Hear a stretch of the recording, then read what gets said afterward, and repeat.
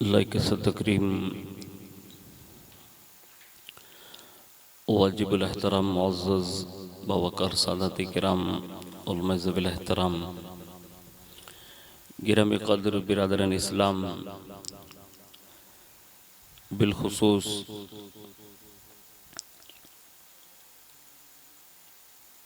शहज़ादा हुज़ूर मुहसिन मिल्लत नबीर हुज़ूर शफ़ीक़ मिल्लत हज़रतुल अल्लामा मौलाना सैयद मोहम्मद शफ़ी मियाँ बापू क़ादरी दामत बरकातुहुल क़ुद्सिया वली अहद साहिब सज्जादा खानकाह क़ादरिया रज़ाक़िया उना गुजरात।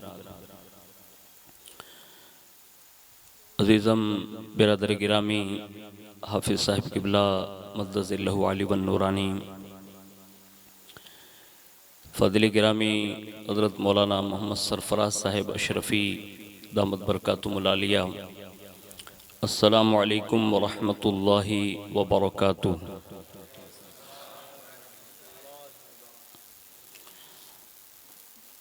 अल्हम्दुलिल्लाहि रब्बिल आलमीन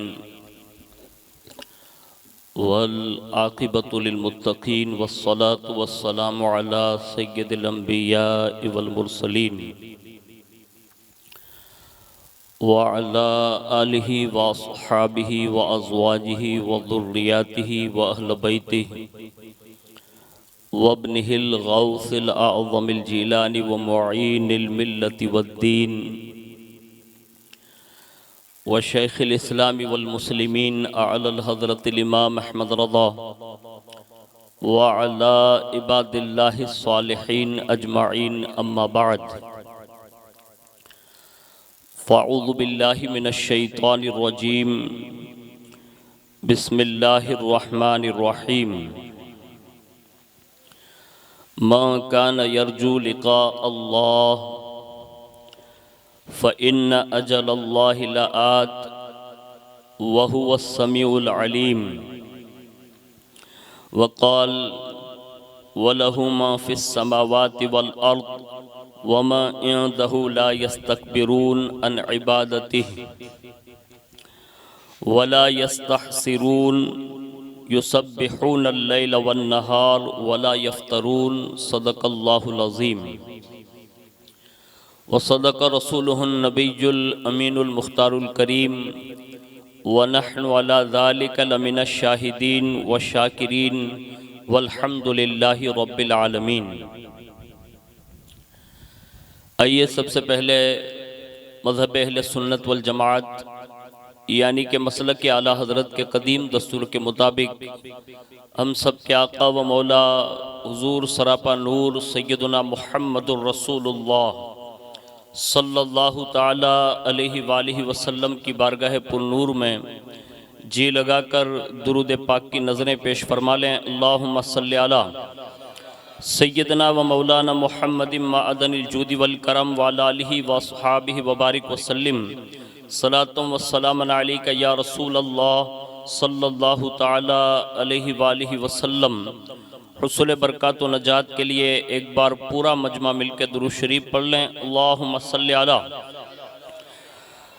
सैयदना व मौलाना मुहम्मदिन मअदनिल जूदि वल करम व अला आलिहि व अस्हाबिहि व बारिक वसल्लिम सलातुम व सलामन अलैका या रसूल अल्लाह सल्लल्लाहु ताला अलैहि वालिहि वसल्लम। हुसूल बरक़ात व नजात के लिए एक बार और दिल की गहराइयों से दुरूद व सलाम की नज़र पेश फरमा लें। सल्लल्लाहु अलैहि नबिय्यिल उम्मी वालिहि सल्लल्लाहु अलैहि वसल्लम सलातुम व सलामन अलैका या रसूल अल्लाह सल्लल्लाहु ताला अलैहि वालिहि वसल्लम। अल्लाह रब्बुल इज़्ज़त की तौफीक से और उसके प्यारे महबूब सल्लल्लाहु ताला अलैहि वालिहि वसल्लम के तसद्दुक़ से बिलखुसूस पीराने पीर रोशन ज़मीर सैयदुना शेख अब्दुल क़ादिर जिलानी अलमारूफ गौसुल आज़म दस्तगीर रज़ी अल्लाह तबारक व तआला अन्हु की निगाह इनायत से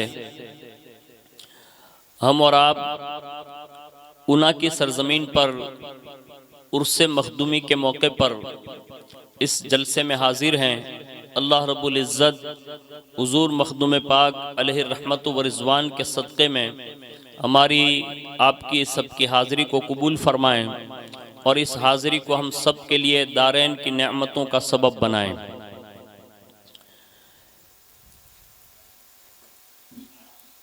हुज़ूर सैयदी मखदूम पाक अलैहि रहमत व रिज़वान की बारगाह में खिराज अक़ीदत पेश करते हुए किसी ने ये बात कही थी और वो कहते हैं कि विलायत के चमन की ताज़गी मखदूम सिमना है।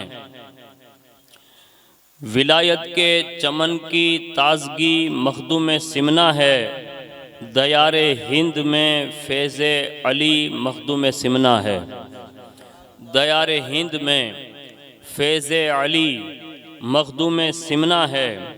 और कहते हैं अबद तक जिससे महकेंगे महीने साल और सदियाँ। अबद तक जिससे महकेंगे महीने साल और सदियाँ। मदीने के चमन की वो कली मखदूम सिमना है। मदीने की चमन की वो कली मखदूम सिमना है। और कहते हैं जिब्रील अमीन भी जिनके नाना के खादिम। हैं जिब्रील अमीन भी जिनके नाना के खादिम। किछो छा में वही सिबते नबी मखदूम सिमना है। किछो छा में वही सिबते नबी मखदूम सिमना है। और आगे बढ़कर ये बात वो कहते हैं कि किताबे इश्को इरफा का सबक। किताबे इश्को इरफा का सबक सीखो पढ़ाया है। सबको पढ़ाया है। किताबे इश्को इरफा का सबक सबको पढ़ाया है। ज़माने को पैगामे आतिशी ये मखदूम सिमना है। एक बार बड़ी मोहब्बत से दुरूद शरीफ पढ़ लें। अल्लाहुम्मा सल्ली अला सैयदना मौलाना मुहम्मद मअदनिल जूदी वल करम व अला आलिहि व अस्हाबिहि व बारिक वसल्लिम। सलातो व सलाम अलैका या रसूल अल्लाह सल्लल्लाहु तआला अलैहि व आलिहि वसल्लम। आज की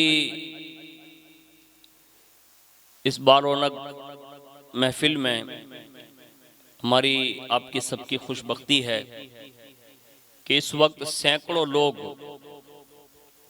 दयारे मखदूम सिमना में हाजिर होकर अपनी रुदादे पेश कर रहे होंगे और हज़ारों की तादाद में जो लोग वहाँ हाजिरी दिए होंगे आज भी हुजूर मखदूम पाक अलैहि रहमत व रिज़वान अपने मज़ार पुरअनवार से उन सब की सुनते भी हैं और अल्लाह से उम्मीद है कि जो भी लोग उनकी बारगाहों में आरज़ू लेकर गए होंगे उनके घर लौटने तक उनकी तमाम मुरादों को हुजूर मखदूम सिमना पूरी भी फरमाते हैं। हमारी खुशबख्ती यह है कि हम चंद गुलामाने मखदूम सिमना मिलकर जो रहीम नगर की सरजमीन से ताल्लुक़ रखते हैं वो हर साल उर्स मखदूमी मनाते हैं और बारगाह मखदूम सिमना में अपना खिराज पेश करते हैं। मैं उन तमाम अहबाब को मुबारकबाद पेश करता हूँ कि अल्लाह रब्बुल इज़्ज़त ने इतनी बुलंद कामत शख्सियत की मोहब्बतें और उनके सिलसिले में दाखिल होकर उनकी निस्बत का शर्फ तुम्हें और हमें नसीब फरमाया। मैं चंद बातें उनकी ज़िंदगी के उन अबवाब पढ़ने से पहले जिस उन्वान पर मैं आपको मबजूल कराने की कोशिश करूँगा वो है इश्क़ इलाही। अल्लाह से इश्क करना, अल्लाह से मोहब्बत करना, अल्लाह से प्यार करना। और अल्लाह की मोहब्बत, उसका इश्क और उसकी उल्फत अपने बंदों से तकाजा क्या करती है। और जब बंदा इस मंजिल पर फाइज हो जाता है तो फिर अल्लाह रब्बुल इज़्ज़त उन्हें किन किन मकामात पर उन्हें फाइज फरमाकर इस दुनिया में तसर्रुफ अता फरमाता है। जिस कल्चर में हम और आप पल रहे हैं बड़ी तेजी के साथ दहरियत जो है वो लोगों के दिलों से अल्लाह और उसके रसूल की मोहब्बत को निकाल कर एक मादी ताकत जिसको कहते हैं, यानी जाहिरी तौर पर लोगों को ये बावर कराया जाता है कि फला ताकतवर है, फला ताकतवर है, फला ताकतवर है, और ये पूरी दुनिया का अब ग्लोबल उठाकर देख लें तो जिसके पास जितनी बड़ी ताकत वो दुनिया का सबसे बड़ा, आज पूरी दुनिया इसको मान रही है। लेकिन हम अल्हम्दुलिल्लाह इस्लाम के मानने वाले हैं, हम मोमिन हैं, और हमारा सबसे पहला जो है बुनियादी उसूल यह है कि बंदा सबसे पहले वो अल्लाह को एक माने और कायनात के तमाम बातिल खुदाओं का इनकार करके कलमा तैयबा ज़बान से पढ़ता भी है, दिल से इकरार करता है, और पैदा होते ही उसके कान में सबसे पहली आवाज जो पहुंचाई जाती है वो है अल्लाहु अकबर, यानी अल्लाह सबसे बड़ा है। और ये बंदे को बावर कराया जाता है कि दुनिया की मादी ताकतों को बड़े होकर देखने के बाद ये तसव्वुर न करना कि फला बड़ा है या फला बड़ा है, बल्कि ये ईमान रखना कि तेरा रब सबसे बड़ा है। ये हमें और आपको बुनियादी तौर पर बचपन से ये चीज पिलाई जाती है, और ये आलम अज़ल से, यानी जब से अल्लाह ने ये रूहों को पैदा किया ना, तो अल्लाह रब्बुल इज्जत ने हमें सबसे पहले अपनी रबूबियत का इकरार कराया था और फरमाया था अलस्तु बिरब्बिकुम, क्या मैं तुम्हारा रब नहीं हूं? और सब ने मिलकर कहा था कालू बला, क्यों नहीं, तू ही हमारा रब है। अब ये दुनियावी एतबार से हम यहाँ आने के बाद, ये सारी चीजों को देखने के बाद हमारे और आपके कल्ब से ये चीजें मफकूद कर दी गई। उसको अगर हुजूर मखदूम सिमना की जिंदगी में देखने जाएंगे तो आपको खुद ये बावर करना ही होगा कि अल्लाह का इश्क बंदे को कितनी बड़ी ताकत का मालिक बनाता है। जिन जिन लोगों ने, जिन जिन अफराद ने हुजूर मखदूम सिमना अलैहि रहमत व रिजवान की तारीख और उनका पूरा मतलब ये सीरत के बाब पढ़े होंगे, उन्हें ये अंदाजा होगा कि कायनात में जिन 5 औलिया का तस्वुर दिया जाता है, बिलखुसूस हिंदुस्तान की विलायत में, उन 5 में एक शख्सियत हुजूर मखदूम सिमना भी है कि हिंदुस्तान में बगैर उनकी इजाजत के एक पत्ता भी हिल नहीं सकता। ये तसर्रुफ अल्लाह ने हुजूर मखदूम सिमना अलैहि रहमा को अता फरमाया है। लेकिन इश्क इलाही ये है क्या, इसको कुरान और हदीस और कुछ बुजुर्गों की बातों से सीखते हुए हम हुजूर मखदूम सिमना की सीरत के चंद उन अब्वाब को सुनते हैं। नंबर 1 कि जब तक बंदा अल्लाह से इश्क न कर ले और जानो दिल से उसके इश्क में मगन न हो जाए, तब तक अल्लाह उससे अपनी विलायत अता नहीं फरमाता। यानी वली बनने के लिए सबसे पहले जरूरी है कि वो अल्लाह के इश्क से अपने आप को मगन कर लें, और बगैर उसके इश्क इलाही के उसे विलायत नसीब नहीं होती। आगे फरमाया कि बंदे के दिल में जब तक सिवाय अल्लाह के कुछ भी ना रहे तो वो समझे कि अल्लाह ने उससे इश्क अता फरमाया है। आज हमारे और आपके दरमियान जो चीजें पेश की जा रही है और लोग ये बता रहे कि ये अल्लाह का बहुत बड़ा वली है और ये आशिक इलाही है, ये गलत है। कायनात में आशिक इलाही होने के लिए अल्लाह के सिवा सारी चीजों को दिल से निकालना पड़ता है, तब जाके कहीं इश्क इलाही की सनद नसीब होती है, वरना ये झूठ है, फरेब है और लोगों को धोखा दिया जा रहा है। ये हमारे साथ पूरी दुनिया में हो रहा है, लेकिन हमने कभी कुछ पढ़ा नहीं, सुना नहीं, इसलिए हम जिसको चाहते हैं ना उसको विलायत की सनद ऐसे ही घर बैठे दे देते हैं, हालांकि इसको विलायत नहीं कहते हैं। आगे सुनिए, इश्क की इब्तिदा कैसे होती है। सबसे पहले इश्क की इब्तिदा उनसे होती है। जब कोई तालिब अल्लाह की बातें सुनता है, अल्लाह वालों की महफिल में बैठता है, तो अल्लाह उसके दिल में अपने इश्क के जर्रात पैदा फरमा देता है। यानी ये अल्लाह रब्बुल इज्जत की तरफ से है कि वो जब अच्छे लोगों के दरमियान उसे बिठाता है और उससे उस मंजिल पर पहुंचाता है, तब जाके ये असरार खुलते हैं और उसके सीने में इश्क इलाही के जर्रात जो है नमूदार होना शुरू होते हैं। आगे अल्लाह रब्बुल इज्जत ने कुरान मजीद में अपने इश्क के ताल्लुक से ये बात इरशाद फरमाई। सबसे पहले फरमाया कि जिसको असल हकीकी इश्क इलाही नसीब होता है तो उसकी पहली निशानी यह है, फरमाया मन काना यरजू लिका अल्लाह फ़इन्ना अजल अल्लाहि लआत व हुवा समीउल अलीम। फरमाया जो अल्लाह की मुलाकात का शौक रखता है तो अल्लाह ताला का मुकर्रर करदा वक्त आने वाला है और वो सुनने वाला और जानने वाला है। इस आयत में सबसे पहली सीढ़ी ये बताई कि जिसको अल्लाह से इश्क हो जाता है वो अल्लाह की मुलाकात का शौक रखता है। अब जो जिंदगी भर कभी मस्जिद में सजदा करने ना आता हो, क्या वो भी कभी वली होता है? यानी ये ढोंग है। यानी ये जाहिरी तौर पर जो अल्लाह की बारगाह में अल्लाह के घर तक ना पहुंच सकता हो, दिन और रात में 5 वक्त वो सजदा रेज़ ना हो सकता हो, क्या कहीं उसके ताल्लुक से भी ये बावर कराया जा सकता है?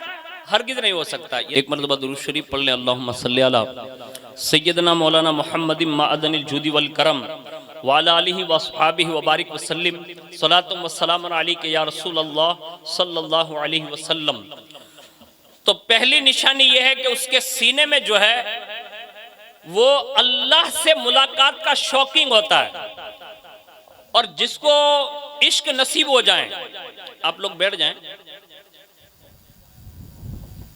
माशाअल्लाह, एक मरतबा और दुरूद शरीफ पढ़ लें, अल्लाहुम्मा सल्ली अला सय्यदना मौलाना मुहम्मदिन माअदनिल जुदी वल करम व अला आलिहि व अस्हाबिहि व बारिक वसल्लिम सलातु व सलामुन अलैका या रसूल अल्लाह सल्लल्लाहु ताला अलैहि व आलिहि वसल्लम। अल्लाह रब्बुल इज़्ज़त आपको जज़ाए खैर नसीब फरमाएं कि आपने हुजूर मखदूम सिमना अलैहिर्रहमा के मेहमानों के लिए बखूबी बेहतरीन इंतज़ाम फरमाया है। अल्लाह ताला आपको भी बुलंदियाँ नसीब फरमाएं। तो मैं ये अर्ज़ कर रहा था कि शौक़ के लिका यानी मुलाकात का शौक़ होता है उससे। और दूसरी निशानी ये बयान फरमाई कि जिसको अल्लाह से इश्क हो जाए तो फिर वो हर वक्त अल्लाह का जिक्र करता है। यानी उसकी ये शान बन जाती है कि फिर वो दूसरों के उसमें चर्चे में नहीं पड़ता, वो उसकी जबान पर हर वक्त अल्लाह ही अल्लाह। यानी कुदरती तौर पर यह निजाम है उसका कि वो बंदे को शौक दिलाता है, इश्क देता है, और इश्क की आग भड़कती है तो फिर वो दुनिया के चर्चे नहीं करता, वो अल्लाह की कुदरत कामिला के चर्चे करता है। वो हमेशा अल्लाह से मोहब्बत है, अब उसका जिक्र करता है। आगे एक जगह पर अल्लाह मजीद इरशाद फरमाता है, जमीनों आसमान की हर चीज उसी की है और उसके करीबी उसकी इबादत में तकब्बुर नहीं करते, उकताते नहीं, दिन रात उसकी तस्बीह बयान करते हैं और वो उसकी तस्बीह करने से कभी रुकते नहीं हैं। यानी हर हालत में अल्लाह रब्बुल इज्जत इश्क की और लिका की सौगात देने के बाद उसके अंदर ये चीज अल्लाह रब्बुल इज्जत वदियत फरमा देता है और बंदा उस मंजिल पर फाइज हो जाता है। उसकी चंद मिसालें मैं पेश करता हूं कि जिसको इश्क इलाही मिलता है ना तो फिर उसका शौक कितना बढ़ता है। नंबर 1, खुद अल्लाह के प्यारे हबीब सल्लल्लाहु अलैहि वसल्लम ने इरशाद फरमाया, जब तक तुम ज़ौक़ व शौक के साथ नमाज पढ़ सकते हो पढ़ो, और अगर नमाज पढ़ने से उकताहट महसूस होने लगे तो फरमाया नमाज पढ़ने से उस वक्त रुक जाओ। देखिए हमारे दारुल उलूम शम्स तबरेज़ के माशाअल्लाह उलमाए किराम तशरीफ ला रहे हैं। नारे तकबीर, नाराए रिसालत, नाराए हैदरी, उर्स मखदूम सिमनानी, इश्क मोहब्बत, इश्क मोहब्बत। माशाअल्लाह। तो ये चीजें जो है ना वो अल्लाह रब्बुल इज्जत की जानिब से ये हुजूर ने बयान फरमाई कि अल्लाह से जो मोहब्बत करता है तो फिर उसका ज़ौक़ बढ़ता है। और ज़ौक़ की एक निशानी ये बयान कर दी कि फिर वो इस शान से नमाज पढ़े, वरना फरमाया उसके लिए हुक्म ये कि वो थोड़ी देर के लिए रुक जाएं। यानी ये ज़ौक़ और शौक़ के लिए अल्लाह रब्बुल इज्जत ने जो हम पर 5 वक्त की पाबंदी के साथ नमाज फर्ज फरमाई है ना, उस ज़ौक़ को बढ़ाने के लिए। और आगे सुनिए, अल्लाह ने अपने मखसूस बंदे जिनको ये ज़ौक़ दिया, इश्क की सौगात दी, फिर उनका इम्तिहान भी लिया, और इस शान से इम्तिहान लिया कि शायद इस वक्त पूरी रूए जमीन पर हम में से शायद किसी का भी ये इम्तिहान नहीं लिया गया, यानी ऐसा इम्तिहान नहीं हो रहा। अभी करीब में माह मुहर्रमुल हराम शरीफ के 10 अय्याम आपने गुजारे होंगे, उसमें रसूलुल्लाह से लेकर हजरत इमाम हुसैन तक आपने पूरा एक सीरियल से बाकायदा स्टेप बाय स्टेप उनके इम्तिहानात सुने होंगे। उनमें से मैं अगले जमाने की एक शख्सियत का जिक्र कर देता हूं, जो हमने मुहर्रम से पहले एक महीना यानी जिलहिज्जा शरीफ में जिनका इम्तिहान सुना, उनका एक जिक्र कर देता हूं। कायनात में अंबिया का इश्क इलाही बड़ा मशहूर होता है, यानी वो जितना रब से मोहब्बत करते हैं, उनसियत रखते हैं, इश्क बढ़ाते हैं, ये किसी का वस्फ नहीं होता, ये खास अंबिया के लिए है। हम तो उस इम्तिहान का मतलब एक झोंका तो दूर की बात है, हम उसके जर्रात में से करोड़वें हिस्से से भी पास नहीं हो सकते। ये उस मंजिल पर फाइज होते हैं, लेकिन अल्लाह उनका भी इम्तिहान लेता है। और कैसे लेता है? जब हजरत सैयदना इब्राहिम अलैहिस्सलाम को ज़ौक़ इलाही और शौक़ इलाही की उस मंजिल पर फाइज किया गया तो खुल्लत का ताज दिया। तो हजरत जिब्रील अलैहिस्सलाम ने अर्ज किया, का मौला इस मंजिल पर तो हजरत खलील को तूने फाइज तो फरमा दिया है, लेकिन अगर तू इजाजत दे तो मैं इब्राहिम अलैहिस्सलाम की सिर्फ आजमाइश कर लूं, यानी इम्तिहान ले लूं। यानी अबुल अंबिया जिनको कहा जाता है, यानी जिनके खानदान में हजरत इसहाक अलैहिस्सलाम पैदा हुए, उनसे बनी इसराइल के कई अंबिया, इस्माइल अलैहिस्सलाम पैदा हुए तो उनमें सैयदना मुहम्मदुर रसूलुल्लाह जैसी शख्सियत को भेजा गया। यानी ये अंबिया की लिस्ट अगर आप निकालें और उन अंबिया के आबा में अगर किसी को गिना जाता है तो वो हजरत इब्राहिम खलीलुल्लाह को गिना जाता है।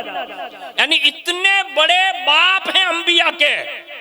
लेकिन जब मंजिल पर फाइज किए गए ना तो इम्तिहान लिया, और मुझ फकीर के मुख्तसर से मुताले के बाद मैंने ये अंदाजा लगाया कि हर जमाने में मोमिनीन कामिलीन जो हुए ने, अल्लाह ने उनका इम्तिहान लिया है और ये इम्तिहान से पास कराए गए और उसके बाद उन्हें वो मंजिलें सौंप दी गई।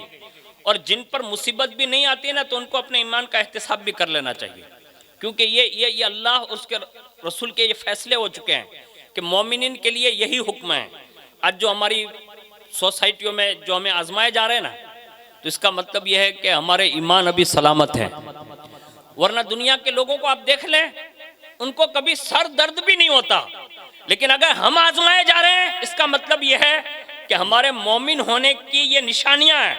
लेकिन हमें हुक्म यह है कि अगर आजमाइश हो तो सब्र से काम लें, और नेमतें अगर मिल जाएं तो फिर शुक्र के सजदा करना शुरू करें। तो ये मैं अर्ज कर रहा था कि हजरत जिब्रील अलैहिस्सलाम ने खुद अर्ज की, कहा मौला इजाजत दे कि मैं इम्तिहान ले लूं। तो अल्लाह रब्बुल इज्जत ने इरशाद फरमाया, अच्छी बात है, जाओ मेरे बंदे इब्राहिम का इम्तिहान ले लो।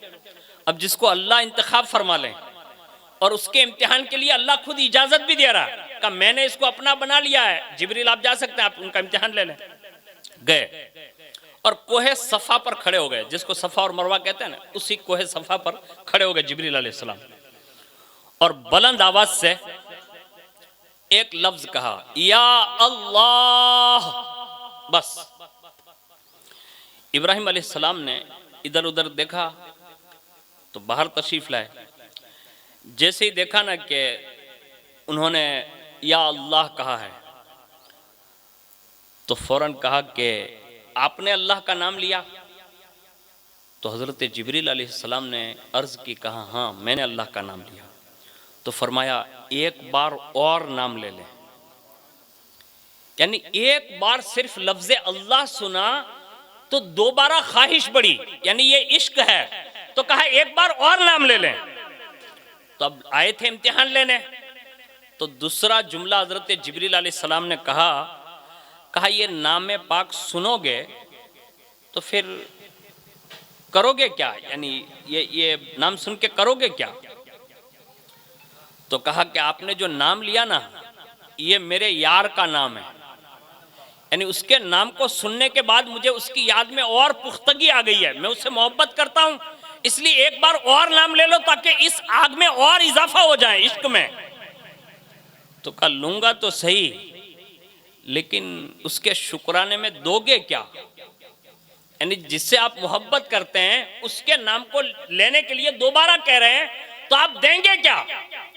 तो उस वक्त फरमाते हैं हजरत इब्राहिम अलैहिस्सलाम कि ये देख रहे ऊंटों की कतार, कहा हाँ, कहा ये सब के सब मेरे हैं, अगर एक बार नाम लोगे तो ये सारे ऊंट उस नाम वाले के नाम पर कुर्बान कर दूंगा। ये मोहब्बत है। आज हमारे यहाँ मोहब्बत कितनी बड़ी है मालूम है आपको? आपके यहाँ कौन सी मस्जिद है? मस्जिद खदीजतुल कुबरा है ना, मस्जिद खदीजा। जुम्मा के दिन झोली पड़ती है ना हाफिज़ साहब, तो हम लोग पॉकेट में से 20 रुपया भी नहीं डालते।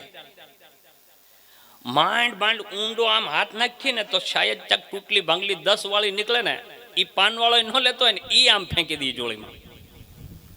और अगर एक सफ में अगर 35 आदमी बैठे हैं, बड़ी मुश्किल से 5 या 10 आदमी आज अल्लाह के नाम पर अल्लाह के घर के लिए 10-10 रुपया डालने के लिए जसारत करता होगा, वरना मेरे ख्याल से बड़ा मुश्किल है। और यहां इम्तिहान लेने के लिए आए हैं, और एक बार नाम लेने पर जिब्रील कह रहे दोगे क्या? तो कहा ये सारे ऊंट जो है ना वो सब के सब कुर्बान कर दूंगा। उन्होंने फिर कहा या अल्लाह, यानी एक बार नाम ले लिया। जब दोबारा नाम सुना ना तो कहा एक बार और नाम ले ले। तो कहा फिर क्या देंगे? तो इब्राहिम अलैहिस्सलाम ने कहा ये ऊंट तो दे दिया हूं। कहा हाँ। कहा इसके रखवाली के लिए आपके पास कोई फर्द तो नहीं होगा ना? कहा नहीं। तो कहा अगर एक बार नाम ले लोगे ना तो इनकी रखवाली के लिए अपने आप को पेश कर दूंगा। ये इश्क इलाही है। आज हम और आप जो दावा करते हैं ना वो सरासर झूठ और झूठ पर मतलब मुनाजिर है। हमारे दावे में हम पूरे नहीं उतर सकते। इसलिए आप देखिए दुनिया भर में जितने भी चंदे दीन के नाम पर हो रहे हैं, अब मदरसे के ताल्लुक से बोलो, कुरान की तालीम के हवाले से बोलो, मस्जिद के हवाले से बोलो, या कोई भी दीनी काम हो जिससे दीन को फायदा होता हो, इस्लाम को फायदा होता हो, और उसकी गर्ज दो या तो अल्लाह उसके रसूल की मोहब्बत के लिए दिया जाता हो। बड़ी मुश्किल से लोग अल्लाह के नाम पर ज्यादा देते हो। लेकिन अगर कोई मालदार ये कह दे कि ये काम के लिए मैं ऐलान कर रहा हूं कि ये काम कराना है, अब दीजिए, तो हम उस बंदे यानी उस नामवर शख्स के नाम पर हम दे रहे हैं, अल्लाह के नाम पर नहीं दे रहे हैं। अब थोड़ा गौर कीजिएगा इस मामले में कि हम सबके ताल्लुक से सब कुछ दे रहे हैं, हालांकि उस बंदे ने हमें कुछ नहीं दिया। हमारी माँ के पेट से लेकर आज तक और मरने के बाद भी और जन्नत तक पहुंचाने तक हमें जो कुछ भी मिलेगा वो कोई नहीं देता, वो अल्लाह ही अता फरमाता है। यानी सारी चीजें वही देता है। हम उसी के नाम पर पीछे हट गए, दुनिया के लिए सब कुछ देने के लिए तैयार हो गए। ये हजरत इब्राहिम अलैहिस्सलाम ने ये बात कही। हजरत जिब्रील अमीन अलैहिस्सलाम ने एक बार फिर अल्लाह का नाम लिया, यानी तीसरी बार नाम लिया। और जैसे ही ये तीसरी बार नाम लिया, रावी लिखते हैं तीसरी मर्तबा में इब्राहिम अलैहिस्सलाम बेहोश होकर गिर पड़े। यानी ये अल्लाह से इश्क था। आज हमारे यहाँ सैकड़ों मर्तबा अल्लाह उसके रसूल के नाम हमारे और आपके दरमियान लिए जाते हैं, हमें उसका एहसास ही नहीं है। एक मर्द कलंदर और बता देता हूँ जो हकीकी मानों में आशिक इलाही था। हजरत खिज़र अलैहिस्सलाम का नाम आपने सुना होगा। ये कायनात की वो अबकरी शख्सियत है जिन्होंने हर ज़माने में, यानी जब से वो दुनिया में तशरीफ़ लाए तब से लेकर आज तक हर ज़माने में उन्होंने औलिया का इम्तिहान लिया है। उनके ताल्लुक से मुख्तलिफ रिवायत है, कोई कहते हैं नबी हैं और कोई कहते हैं वली है, वल्लाहु रसूलु आलम, लेकिन वो इम्तिहान ज़रूर लेते हैं। लेकिन उनका इश्क इलाही ये बयान किया गया है। बीच रास्ते में कहीं से तशरीफ़ ले जा रहे थे, अचानक किसी पर ज़ाहिर हो गए हो, और उनकी ये खुसूसियत है जिसको चाहे दीदार देते हैं। अब एक बंदे ने देख लिया तो कहा हजरत, तो कहा जी, कहा कुछ अता फरमा दें। तो ऐसे जेब मुबारक जो भी थी वो टटोलने के बाद कहा फिल वक्त मेरी जेब में कुछ भी नहीं है।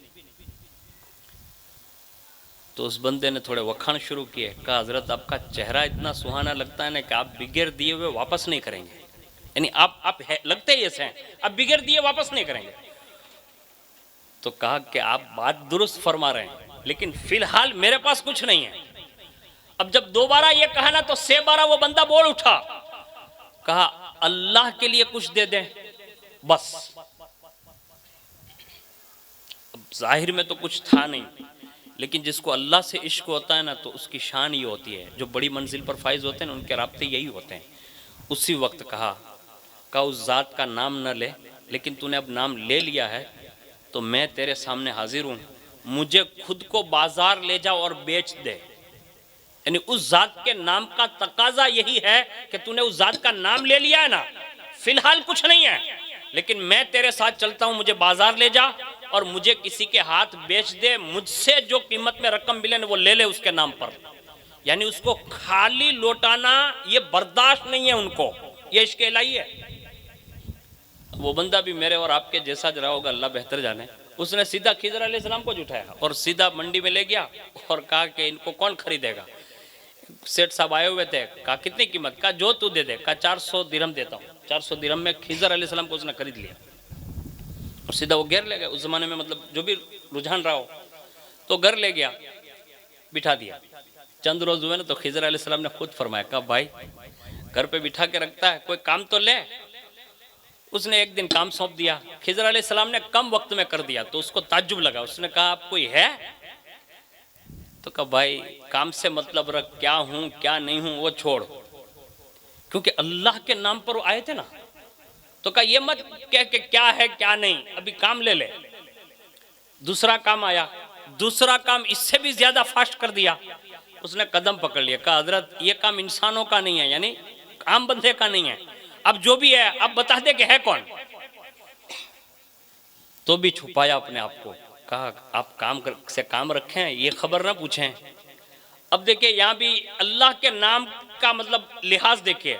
उसने कहा आपको अल्लाह का वास्ता आप बता दे आप कौन है। कहा हाँ हाँ, यानी छोड़, ये जो तू नाम वास्ता दे रहा है ना उसी के नाम पर तेरे घर तक आया हूं। और पूरा वाकया बयान किया कि मुझे बेचा गया सिर्फ उसी के नाम पर, और मैं तेरे घर पे जो काम कर रहा हूं ना ये भी उसी के नाम के लिहाज की वजह से है और कोई मकसद नहीं है। उसने कहा हजरत बता दीजिए ना, अब तो बता दीजिए। तो अल्लाह के नाम का लिहाज करते हुए फरमाया, कहा मेरे जिम्मे बड़े काम है, मेरा नाम ही खिजर है, यानी मैं अल्लाह का बंदा हूं, खिजर। उसने पैर पकड़ लिए और कहा हजरत जब यहाँ तक आए हैं मैंने ये काम ले लिया, माजिरत कर दें, यानी माफ़ कर दें, माजिरत चाहता हूँ, और जाते जाते मेरे घर वालों को कोई नसीहत कर दे। अपने इरशाद फरमाया घर वालों को जमा कर लो। सबको जमा किया और जमा करने के बाद अपने एक जुमला इरशाद फरमाया, अल्लाह के लिए जब कोई तुमसे कोई चीज़ तलब करे अगर हो तो उससे कभी मना ना फरमाना। यानी ये बड़े लोग थे जिनको अल्लाह ने ये इश्क की सौगात दी थी। उन नुफूस कुदसिया में जो सब कुछ अल्लाह के लिए देना जानते हैं ना, उनमें एक नाम हुजूर मखदूम सिमना अली रहमा का है। अब देखिए कमो बेश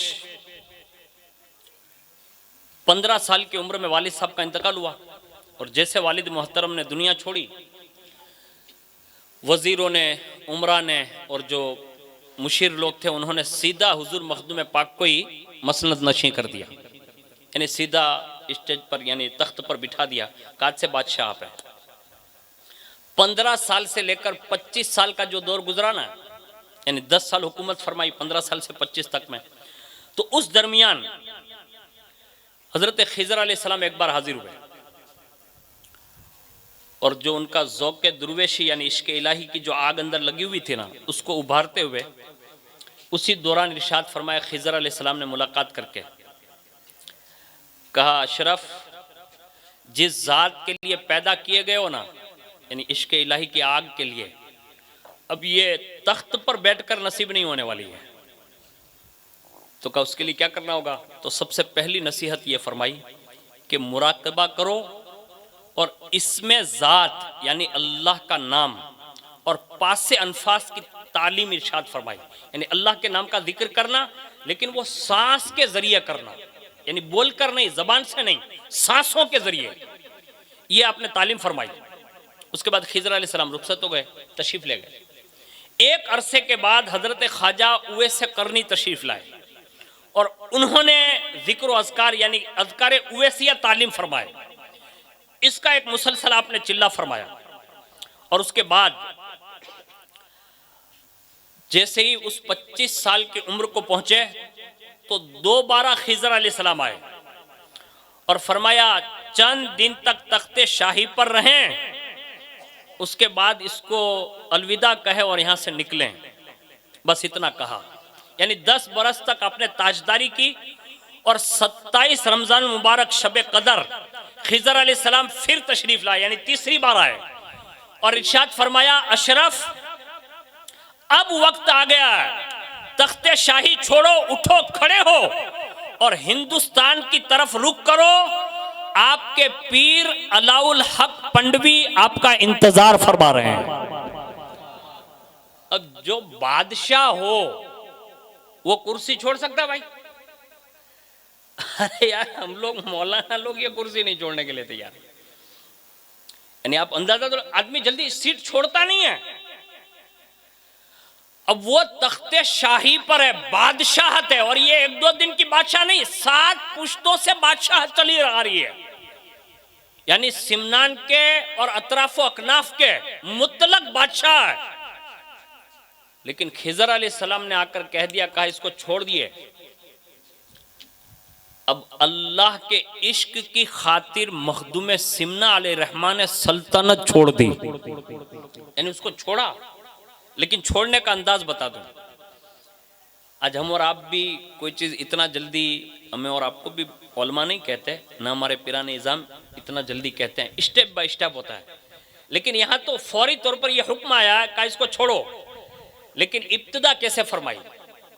सीधे हजरत मखदूम पाक अपनी वालिदा की बारगाह में फजर की नमाज के बाद हाजिर हुए और सारी बात जो है वो अर्ज कर डाली। पहली, दूसरी और तीसरी मुलाकात का जो हुक्म आया ना, वो तीनों बातें आपने अर्ज की। लेकिन माँ जो होती है ना, उसका दिल बड़ा दरिया होता है। यानी मैं अगर ये कहूँ कि समंदर से भी बड़ा होता है तो ये बजा होगा, क्योंकि माँ का दिल ही अल्लाह ने ऐसा बनाया है। लेकिन कुदरती तौर पर जिन लोगों को अल्लाह इस मंजिल पर फाइज करना चाहता है, तो फिर इनके माँ बाप के दिलों को भी इतनी वुसअत अता फरमाता है। जैसे ये कहा ना कि माँ मुझे आप इजाज़त दें कि मैं अल्लाह के लिए उस पीरो मुर्शिद तक पहुँचूँ और ये सल्तनत छोड़ दूँ और दुर्वेशी इख्तियार कर लूँ, अल्लाह के लिए अपने आप को वक़फ़ कर दूँ। जब ये इजाज़त मांगने आए ना, तो फरमाया, बेटे तेरे नाना यानी हजरत सैयदना ख्वाजा सैयद अहमद यसवी नूर बख्शी ने तुम्हारी पैदाइश से पहले मुझे ख्वाब में ही फरमा दिया था कि बेटी खदीजा, तुम्हारे बतन से जो बच्चा पैदा होगा वो आफ्ताबे गौसियत निकलेगा। जाओ, तुमको तमाम आलम की फरियाद रसी अल्लाह मुबारक फरमाए। यानी ये इजाजत दी, कहा तुम्हारे बारे में तो पहले ही मुझे ये बशारत दे दी गई थी कि तुम जो बनोगे ना, वो ये जाहिरी सल्तनत के लिए नहीं बनोगे, बल्कि कायनात की रूहानी सल्तनत जो है वो तुम्हारे हवाले कर दी जाएगी। और उसके बाद आपके एक छोटे भाई थे जिनका नाम है मोहम्मद आरफ, उनको सुल्तान बनाया और उसके बाद आप हिंदुस्तान की जानिब रवाना हुए। और कमोबेश उस सफ़र में वालिदा की ख्वाहिश पर, जब सवारी पर सवार होने लगे तो वालिदा ने ख्वाहिश का इजहार किया। कहा बेटा एक तमन्ना और है, अगर पूरी कर दें। माँ ने इजाज़त दे दी, अल्लाह के लिए निकल रहे हैं। तो कहा माँ फरमाएं। तो कहा बेटा जब यहाँ से निकलो ना, तो कम अज कम 12,000 या 2,000 ऐसे सवार साथ में रख लो, ताकि कम अज कम मेरे दिल को यह तसल्ली हो जाए कि मेरा बेटा लश्कर कशी के लिए गया हुआ है। यानी उस जमाने में जिहाद भी होता था, और ये मखदूम पाक ने ये 10 साल जो हुकूमत फरमाई ना, उसमें एक जंग भी आपने मतलब अमीर पना किया उसमें। लेकिन ये कहकर वालिदा ने आपको रुखसत फरमाया।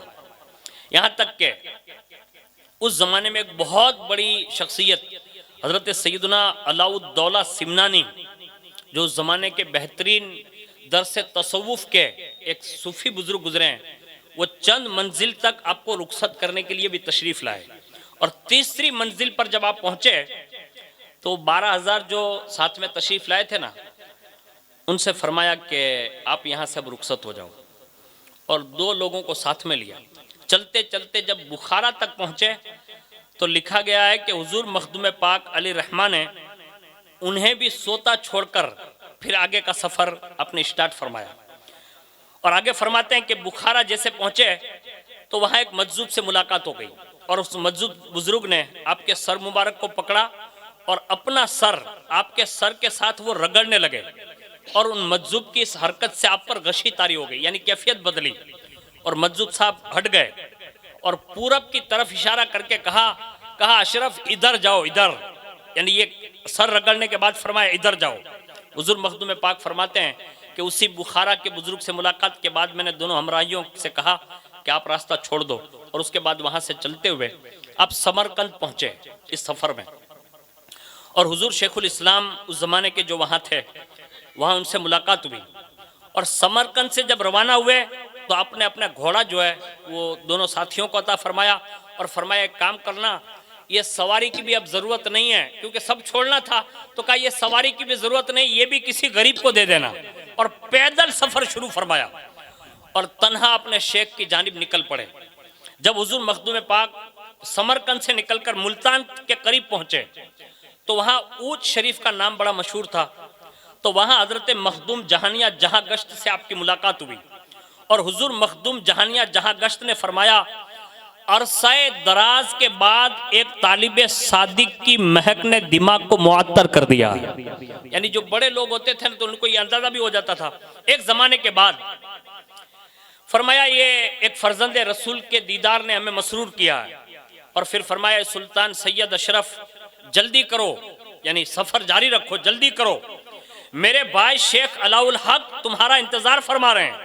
और उसके बाद हुजूर मखदूम पाक फरमाते हैं कि हुजूर सैयदना मखदूम जहानिया जहां गश्त ने अपने बरक़ात नेमात से मुझे मालामाल किया और आपको पूरा मुल्क बंगाल की तरफ आपको रवाना फरमाया, और ताकीद ये इरशाद फरमाई, कहा बीच में ज्यादा ताखीर न करना, जल्दी जाना।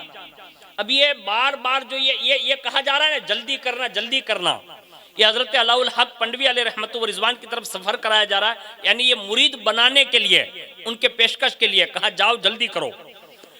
और जैसे आप पूरब की तरफ रवाना हुए तो वहां से गुजरते हुए बिहार शरीफ, वहां का एक इलाका है जिसको सलाका कहा जाता है, वहां आप ठहरे। यहाँ पर आपकी आज भी इबादतगाह मशहूर है। जब वहां पहुंचे और आप बिहार में अंदर एंट्री करते हैं, उसी दिन बिहार की बहुत बड़ी शख्सियत मखदूमुल मलिक शेख शरफुद्दीन यहया मुनीरी अलैहि रहमतुल्लाह व रिजवान का उसी वक्त जो है विसाल हुआ।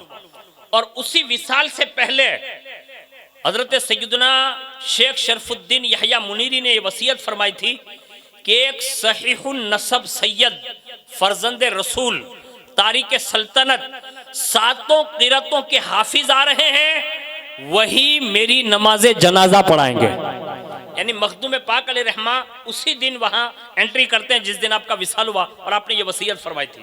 थोड़ी देर के बाद आपके खादिम खास जो थे वो शहर के बाहर ही खड़े थे, और मखदूम पाक शहर में दाखिल हो रहे थे। जैसे उनसे मुलाकात हुई, समझ लिया जिसकी तलाश थी लगता है यही आ रहे हैं। करीब आए ना तो पूछा आप सैयद हैं?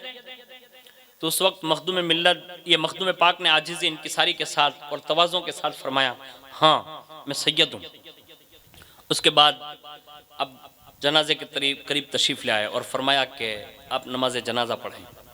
आपने नमाज जनाजा पढ़ाने के लिए आगे पेशकश की, और जैसे नमाज जनाजा पढ़ा चुके और कफन दफन के लिए आगे बढ़े ना तो दिल में ख्याल गुजरा किनके, हुजूर मखदूम पाक अलैहि रहमा के, कि कहीं यही तो मेरे पीरो मुर्शिद नहीं थे जिनकी जानिब मुझे भेजा गया था। ये ख्याल दिल पे गुजरा।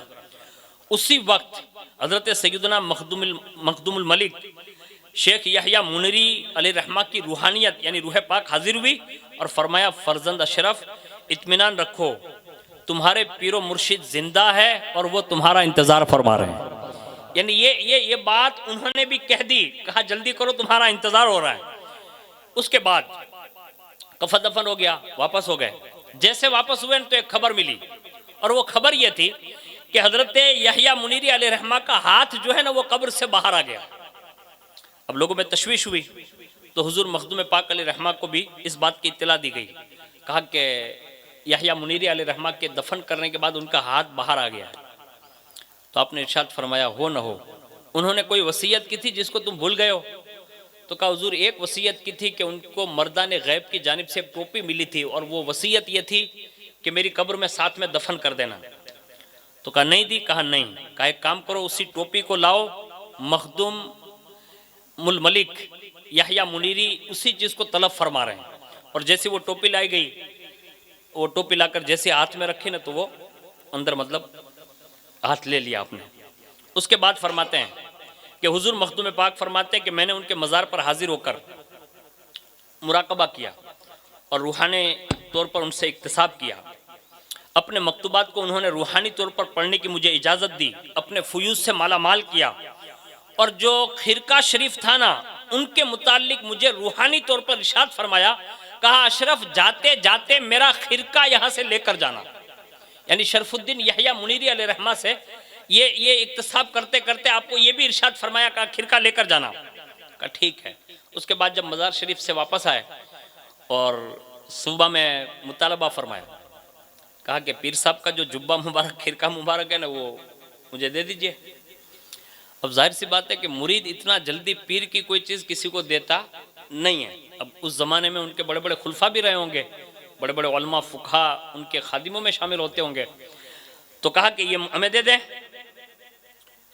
तो कहा ये नहीं मिल सकता। तो कहा तुम्हें कैसे दे दें, ये हमारे पीर की अमानत है, हम लोग जिम्मेदार हैं, हम लोग साहिब सज्जादा बनेंगे, ये सारी चीज़ें हमारा हक बनता है, आप लेके जाएंगे। तो कहा एक काम करते हैं, मुझे तो आपके पीरो मुर्शिद ने कहा था इसलिए मैंने पेशकश की है कि मुझे दे दो, लेकिन अगर आप नहीं देते तो एक काम करते हैं। कहा क्या? कहा ये खिरका ले जाते हैं और मखदूमुल मलिक शरफुद्दीन यहया मुनीरी के मज़ार पर रखते हैं, अब जिसके नसीब में होगा वो उठा लेगा। यानी ये पेशकश की, यानी फैसला मुरीद नहीं करे, पीर साहब करेंगे। अब मुरीद भी उस जमाने के मोतकीदी थे, तो फौरी तौर पर खिरका उठाया और सीधा ला के वो जुब्बो मुबारक जो था ना वो मज़ार शरीफ पे रखा। जितने मुरीद हाजिर थे ना सब ने उठाने की कोशिश की, किसी एक भी मुरीद से यहया मुनीरी अलैहिर्रहमा का खिरका उठ ना सका। यानी पता ये चला उस जमाने में ये बड़े लोग थे कि ये सौंपते थे ना तो ये भी खास खास लोगों को सौंपा जाता था। तो कहा किसी से उठा ही नहीं और मज़ार शरीफ पर रखा हुआ है। सारे मुरीद एक के बाद दिगरे कोशिश कर लिए, सबके बाद सबने हाथ बढ़ाया, किसी से उठा नहीं। फिर लोगों ने कहा अब सैयद अशरफ को भी मौका दिया जाए। अब जैसे मखदूम पाक आगे बढ़े तो बाकायदा आपने ऐसे उठाया जैसे बंदा फूलों को उठा लेता है, और उसके बाद बाकायदा पहना और एक गलबा तारी हुआ और एक शेर पड़ा, और उसके बाद जैसे मज़ार शरीफ से मतलब बाहर निकले तो बीच बाजार में कुछ लोग चले आ रहे थे, तो वही जुब्बा जो पहना हुआ था ना वही उतारा और सीधा उन लोगों को सौंप दिया। तो मुरीद पीछे ही थे सारे। तो कहा जब हमारे पीर साहब का खिरका पहनना ही था तो फिर उतार के ये लोगों को क्यों दे दिया? तो जवाब भी बड़ा सोना देते हुए इरशाद फरमाया, कहा सिर्फ कपड़ा दिया है, यानी ये सिर्फ कपड़ा दिया, अंदर जो कुछ था ना वो अशरफ ने ले लिया है। ये उस जमाने के एतबार से उन्होंने बाकायदा रूहानी दुनिया में इतना बड़ा इक्तिसाब फैज़ किया, और फिर अल्लाह रब्बुल इज़्ज़त ने आपको खिताब जहांगीरी और गौसुल आलम और महबूब यज़दानी की मंजिल तक फाइज फरमाया। और पूरी दुनिया में जिन जिन बुजुर्गों के नाम आते हैं ना कि पूरी दुनिया की सैर फरमाई, उसमें से एक शख्सियत हुजूर मखदूम पाक अलैहिर्रहमा भी है कि जिन्होंने पूरी दुनिया के उस हिस्सों तक आप तशरीफ़ ले गए कि सहाइफ़ अशरफी वगैरह में लिखा है और लताइफ़ अशरफी वगैरह में भी कि आप फरमाते हैं कि मैं उन ज़मीन के हिस्सों तक पहुँचाऊँ जहाँ बाकायदा दरख्तों में इंसान लटके रहते थे, यानी बाकायदा फल की जगह पर इंसान होते थे और वो बाकायदा बातें करते थे। और मैंने ऐसे लोगों को भी देखा है, तो मैंने उनसे सवालात भी किए। उनमें से एक सवाल ये था, मखदूम पाक ने फरमाया, मैंने उनसे पूछा कि आप लोग तो दरख्तों से लटके हुए हैं, यानी बाकायदा दरख्तों से जॉइंट ऐसे जैसे फल लटकते हैं, ऐसा नहीं कि खाली हाथ पकड़ के लटके हुए हों। मखदूम पाक ने लिखा है, साहिफ़ अशरफी में ये बात नकल है कि बाकायदा उनकी नाफों के जरिए वो लटके होते थे, यानी इस तरह इंसान लटके हुए हैं। तो मखदूम पाक ने उनसे बात की, कहा तुम्हारे खाने पीने का इंतजाम कैसा होता है? यानी आप यहाँ तक लटके हुए हो दरख्तों में और यहाँ तो कोई इतनी बड़ी आबादी नजर नहीं है, जिसको भी देखा वो दरख्त से लटका हुआ है, तो आपके खाने का इंतजाम कैसे होता है? तो फौरी तौर पर उन्होंने जवाब दिया, कहा ये दरख्त आप देख रहे हैं ना? कहा हाँ। कहा परिंदे जो है इस दरख्त पर जो भी बैठेगा तो वो आम चीज लेकर नहीं आता, यानी मामूली चीज लेकर नहीं आता। कहा तो कहा ये मेवा जात लेकर इस दरख्त पर रहाइश पजीर होते हैं, और बाकायदा जब वो उनके पत्तों पर बैठकर वो मेवा जात जब खाते हैं और उनकी चोंच जब लगती है तो उसके दो टुकड़े होते हैं, एक टुकड़ा उनकी चोंच में जाता है और दूसरा अल्लाह हमारे मुंह में पहुंचा देता है। ये रोजी का इंतजाम कुदरती तौर पर निजामुद्दीन, ये हजरत मखदूम पाक फरमाते हैं कि उनकी रोजी के असबाब यही थे कि उनको रिस्क यूं पहुंचाया जाता था। फिर मखदूम पाक फरमाते, मैंने दूसरा सवाल किया, कहा जब तुम में से कोई इंतकाल कर जाता तो फिर पता कैसे चलता कि फला बंदा मर गया, क्योंकि सब लटके हुए हैं दरख्तों में और पूरी मतलब वो जमीन लटकी हुई है इंसानों से। तो फरमाया हुजूर, जब हम में से कोई इंतकाल कर जाता है तो उसके नाफ का हिस्सा जो दरख्त से ज्वाइंट होता है ना, वो कट जाता है और जैसे वो ज़मीन पर गिरता है तो हमें मालूम हो जाता है कि हमारा फला बंदा दुनिया से जा चुका है। यानी ये कुदरती तौर पर ये निज़ाम बना हुआ था। ये मखदूम पाक अलैहि रहमत व रिज़वान की ज़िंदगी के चंद बाब मैंने आपके गोशगुजार किए, जिन्होंने सिर्फ अल्लाह के लिए सब कुछ छोड़ा और बाकायदा अल्लाह की रज़ा के लिए उन्होंने सल्तनत को तर्क किया और आज पूरी दुनिया उनके फैज़ान से मालामाल हो रही है।